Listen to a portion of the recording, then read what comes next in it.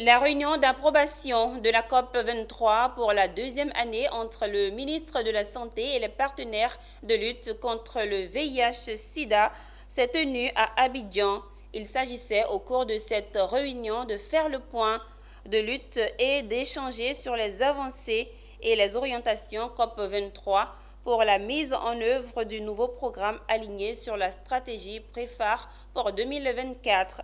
Au sorti de cette réunion, le partenaire américain PREPHAR a décidé d'accorder à la Côte d'Ivoire 63 milliards de francs CFA pour renforcer la lutte contre le VIH-Sida. C'est en présence de Konena Nourgo et c'est ici.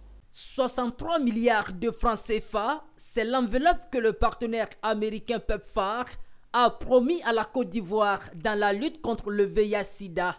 L'annonce a été faite au ministre ivoirien de la Santé le jeudi 28 mars 2024 à l'occasion de la réunion d'approbation du COP 23, année 2, tenue à Abidjan. Une bouffée d'oxygène pour le ministre Pierre Demba, dont le département a connu une régression budgétaire de 10% en 2024.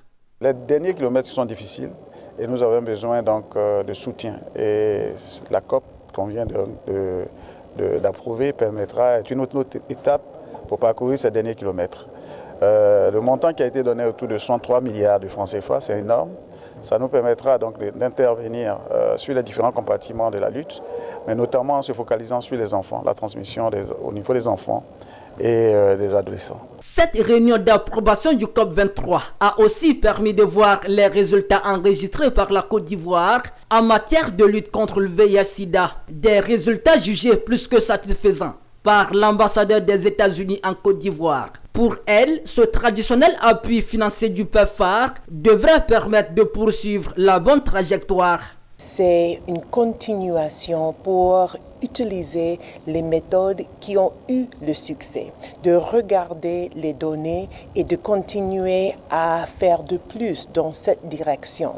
Selon l'ONU-SIDA, en Côte d'Ivoire, la prévalence nationale est en nette régression de 1,82% contre 2,8% en 2017.